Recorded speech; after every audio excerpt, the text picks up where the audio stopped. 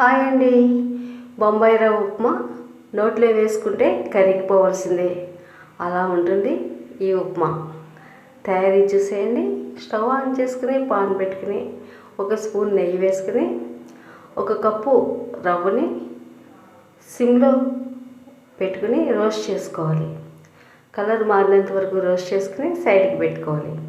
అదే పాన్లో 3 స్పూన్లు ఆయిల్ వేసుకుని 2 స్పూన్లు జీడిపప్పు, 1 స్పూన్ పల్లీలు వేసుకుని గోల్డెన్ బ్రౌన్ కలర్ వచ్చినంత వరకు రోస్ట్ చేసుకోవాలి.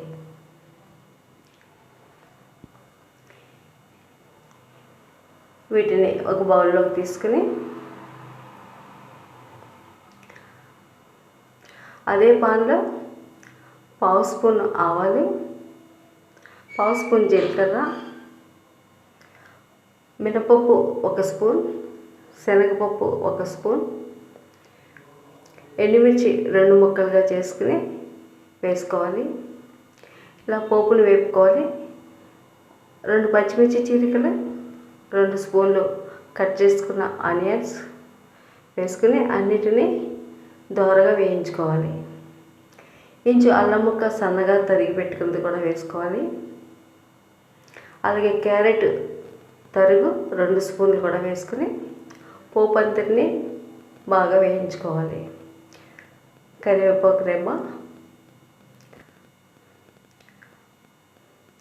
పోపు బాగా వేగిన తర్వాత మనం 1 కప్పు రవ్వకి 6 కప్పుల వాటర్, మరిగించిన వాటర్ వేసుకోవాలి. ఇలా మరిగించిన వాటర్ వేసుకోవడం వల్ల ఉప్మా బాగుంటుంది. టేస్ట్కి సరిపడా సాల్ట్ కూడా యాడ్ చేసుకోవాలి.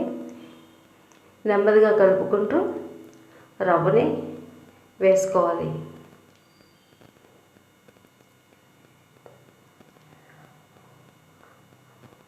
అలా కలుపుకోవాలి. ఆల్మోస్ట్ అడుగంటది, ఎందుకంటే మనం ముందుగా రవ్వని వేయించుకున్నాం కాబట్టి ఉండలు కట్టదు. 1 నిమిషం వరకు మూత పెట్టి మగ్గిన తర్వాత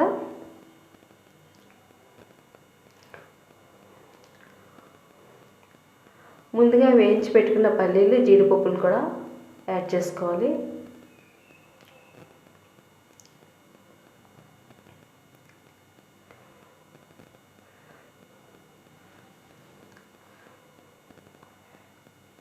ఫైనల్గా కొద్దిగా నిమ్మరసం కూడా వేసుకుంటే ఉప్మా వడ్డించడానికి రెడీ అయిపోయింది. మీరు ఈ ఉప్మాని అడిగి మరి ఇంకొంచెం వేయించుకుంటారనమాట, అంత బాగుంటుంది ఈ ఉప్మా. ట్రై చేయండి. Thank you.